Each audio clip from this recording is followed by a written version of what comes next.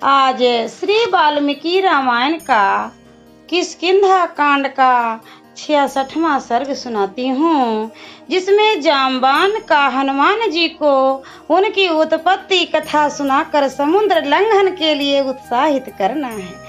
लाखों वानरों की सेना को इस तरह विषाद में पड़ी देख जाम्बान ने हनुमान जी से कहा, वानर जगत के वीर तथा संपूर्ण शास्त्र वेताओं में श्रेष्ठ हनुमान, तुम एकांत में आकर चुपचाप क्यों बैठे हो? कुछ बोलते क्यों नहीं? हनुमान, तुम तो वानर राज सुग्रीव के समान पराक्रमी हो तथा तेज और बल में श्री राम और लक्ष्मण के तुल्य हो। कश्यप जी के महाबली पुत्र और समस्त पक्षियों में श्रेष्ठ जो विनीता नंदन गरुड़ हैं, उन्हीं के समान तुम भी विख्यात शक्तिशाली एवं तीव्रगामी हो। महाबली महाबाहु पक्षी राज गरुड़ को मैंने समुद्र में कई बार देखा है, जो बड़े बड़े सर्पों को वहां से निकाल लाते हैं। उनके दोनों पंखों में जो बल है, वही बल वही पराक्रम तुम्हारी इन दोनों भुजाओं में भी है। इसीलिए तुम्हारा वेग और विक्रम भी उनसे कम नहीं है। वानर शिरोमणि, तुम्हारा बल बुद्धि तेज और धैर्य भी समस्त प्राणियों में सबसे बढ़कर है। फिर तुम अपने आप को ही समुद्र लांघने के लिए क्यों नहीं तैयार करते?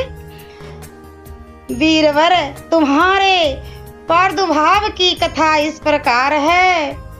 पुंज की स्थला नाम से विख्यात जो अप्सरा है, वह समस्त अप्सराओं में अग्रगण्य है। तात एक समय श्रापवश वह कपि योनि में अवतरित हुई। उस समय वह वानर राज महामनस्वी कुंजर की पुत्री इच्छा अनुसार रूप धारण करने वाली थी। इस भूतल पर उसके रूप की समानता करने वाली दूसरी कोई स्त्री नहीं थी। वह तीनों लोकों में विख्यात थी। उसका नाम अंजना था। वह वानर राज केसरी की पुत्री हुई। एक दिन की बात है, रूप और यौवन से सुशोभित होने वाली अंजना मानवीय स्त्री का शरीर धारण करके वर्षा काल के मेघ की भांति श्याम कांति वाले एक पर्वत शिखर पर विचर रही थी। उनके अंगों पर रेशमी साड़ी शोभा पाती थी। वह फूलों के विचित्र आभूषणों से विभूषित थी। उस विशाल लोचना बाल का सुंदर वस्त्र तो पीले रंग का था, किंतु उसके किनारे का रंग लाल था। वह पर्वत के शिखर पर खड़ी थी। उसी समय वायु देवता ने उसके उस वस्त्र को धीरे से हर लिया। तत्पश्चात उन्होंने उसकी परस्पर सटी हुई गोल गोल जांघों, एक दूसरे से लगे हुए पिन उरोजों तथा मनोहर मुख को भी देखा। उसके निस्तंभ ऊंचे और विस्तृत थे। कटी भाग बहुत ही पतला था। उसके सारे अंग परम सुंदर थे। इस प्रकार बलपूर्वक यशस्विनी अंजना को अंगों का अवलोकन करके पवन देवता काम से मोहित हो गए। उनके संपूर्ण अंगों में काम भाव का आवेश हो गया। मन अंजना में ही लग गया। उन्होंने उस अनिंद सुंदरी को अपनी दोनों विशाल भुजाओं में हरकर हृदय से लगा लिया। अंजना उत्तम व्रत का पालन करने वाली सती स्त्री थी, अतः उस अवस्था में पड़कर वह वहीं घबरा उठी और बोली, कौन मेरे इस पतिव्रत का नाश करना चाहता है? अंजना की बात सुनकर पवन देव ने उत्तर दिया, सुश्रोणी, मैं तुम्हारे एक पत्नी व्रत का नाश नहीं कर रहा हूँ, अतः तुम्हारे मन से यह भय दूर हो जाना चाहिए। यशस्विनी, मैंने अवयुक्त रूप से तुम्हारा आलिंगन करके मानसिक संकल्प के द्वारा तुम्हारे साथ समागम किया है। इससे तुम्हें बल पराक्रम से संपन्न एवं बुद्धिमान पुत्र प्राप्त होगा।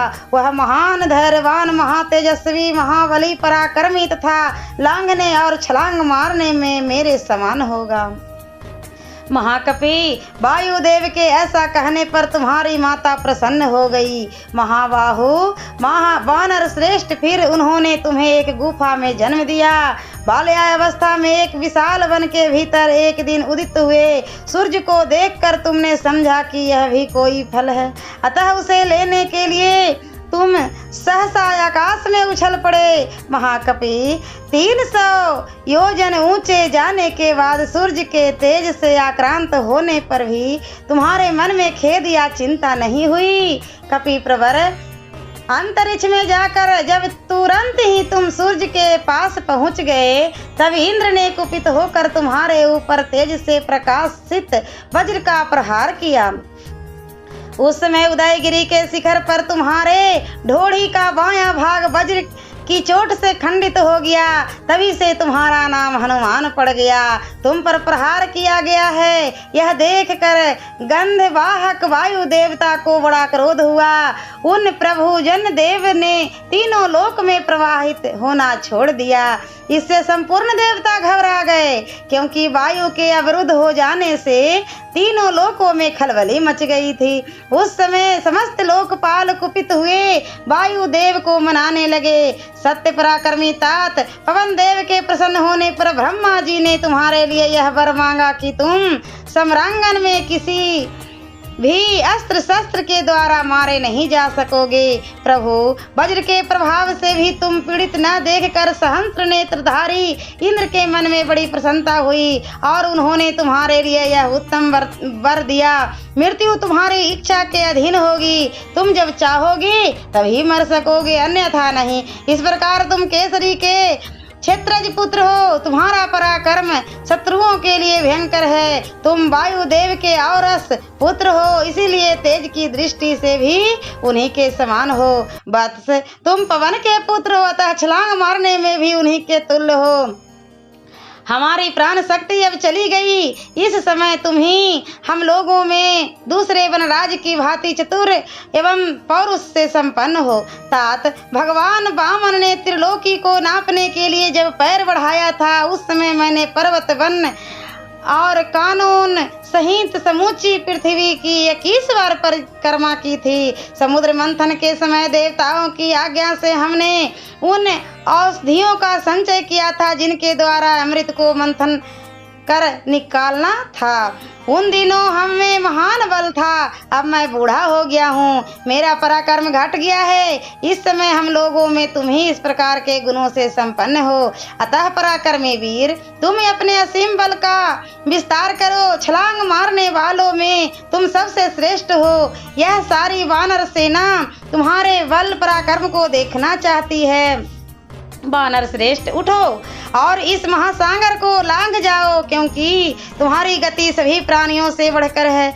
हनुमान, समस्त वानर चिंता में पड़े हैं, तुम क्यों इनकी उपेक्षा करते हो? महान वेगशाली वीर, जैसे भगवान विष्णु ने त्रिलोकी को नापने के लिए 3 पग बढ़ाए थे, उसी प्रकार तुम भी अपना पैर बढ़ाओ। इस प्रकार वानरों और भालुओं में श्रेष्ठ जांबान की प्रेरणा पाकर कपि पर पवन कुमार हनुमान को अपने महान वेग पर विश्वास हो आया और वानर वीरों की उस सेना का हर्ष बढ़ाते हुए उस समय अपना विराट रूप प्रकट किया। सियावरे रामचंद्र की जय। और मैं अगले वीडियो में किष्किंधा कांड का 67वां सर्ग सुनाऊंगी।